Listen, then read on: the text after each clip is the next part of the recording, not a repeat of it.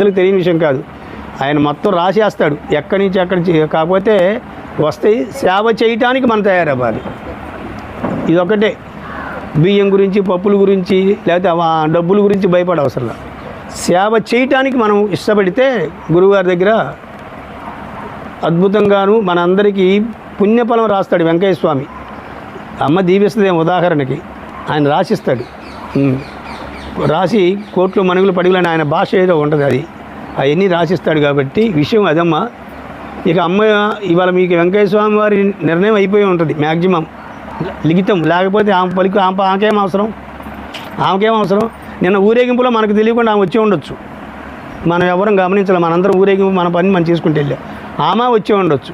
ఆమెంతటా ఆమె స్వామి గురించి ప్రస్తావించింది. నిజంగా మీ అందరూ అదృష్టవంతులు. ఎందుకంటే పరమాత్మ సత్యము, అమ్మ సత్యము.